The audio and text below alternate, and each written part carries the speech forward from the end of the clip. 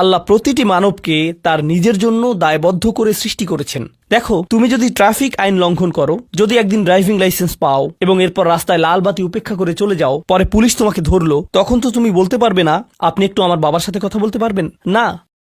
তোমার নিজেকেই এই পরিস্থিতির মোকাবেলা করতে হবে। তোমার ইউনিভার্সিটি প্রফেসর যখন তোমাকে ফেল মার্ক দিবে, তখন তো বলতে পারবে না একটু থামুন, আমার মাকে একটু কল দেই। না, তুমি নিজেই এই ফেইলের জন্য দায়ী। আইনের কোর্টে তোমার কাজের জন্য তুমি দায়ী। ইউনিভার্সিটিতে তোমার পাশ ফেলের জন্য তুমি দায়ী। তোমার চাকরিতে তুমি তোমার জন্য দায়বদ্ধ। তোমার স্বাস্থ্যের ক্ষেত্রে তুমি কি আহার করো, তুমি তোমার জন্য দায়বদ্ধ। নিজেকে যে কোনো বিপদে ফেললে এবং নিজের কোনো ক্ষতি করলে তুমি দায়বদ্ধ তোমার জন্য। তোমার বয়স যত বাড়বে, তোমার স্বাধীনতা যত বাড়বে, তোমার দায়বদ্ধতাও তত বৃদ্ধি পাবে। কেউ তোমাকে নিয়ন্ত্রণ করবে না এবং তোমার কাজের জন্য অন্য কেউ দায়ী হবে না।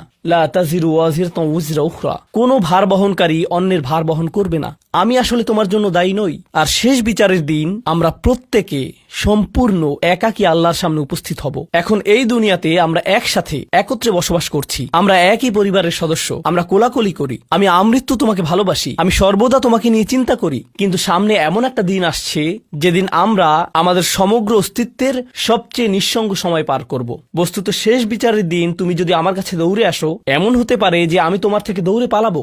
তোমাকে চিনি না আমি, দূর হও আমার কাছ থেকে। আমি এখন আমার হিসেব নিয়ে চিন্তিত, কারণ তোমার সাথে আমার সম্পর্কটি ছিল সামান্য কয়েকটি ক্ষুদ্র সেকেন্ডের জন্য। আল্লাহর সাথে সম্পর্কের তুলনায় যে সম্পর্কটি আরো অনেক বড়, অনেক বেশি পুরনো, আর ওটা থাকবে আরো বেশি সময় ধরে। আমাকে এখন ওই সম্পর্কটা নিয়ে ডিল করতে হবে শেষ বিচারের দিন। অতএব আমাদের এই সম্পর্কটি ইয়াউমা ইয়াফিরুল মারউ মিন আখিহি ওয়া উম্মিহি ওয়া আবিহি, এই ধরনের সব আয়াত। লোকটি পালাবে তার মা থেকে, তার বাবা থেকে, তার ছেলে মেয়েদের থেকে, তার ভাই বোনদের থেকে, তার স্ত্রী বা স্বামী থেকে। কেউ কেউ ভাবছেন স্ত্রী থেকে পালানো, এটা তো আমি বর্তমানেও করি। তো পরবর্তী যে বিষয়টি আমি তোমাকে জানাতে চাই তা হলো, আমি তোমার কাছ থেকে সম্মান অনুভব করতে চাই, ঠিক যেভাবে তুমিও আমার প্রদত্ত যত্ন অনুভব করতে চাও। তুমি যখন কাউকে ভালোবাসো, তখন কেমন যেন তার কাছে তোমার একটা চাহিদা তৈরি হয়। আমার নিকট তোমার চাহিদা হলো বাসার সমস্ত প্রয়োজন ঠিকমতো মেটানো হচ্ছে তো, আমার দায় দায়িত্বের অন্তর্ভুক্ত।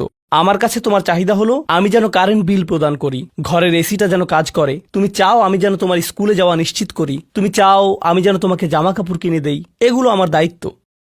আর আমি চাই তুমি যেন আমাকে কিছুটা সম্মান প্রদর্শন করো এবং শ্রদ্ধা দেখাও এবং আমার কথা শোনো। এগুলো তো সবাই বুঝে।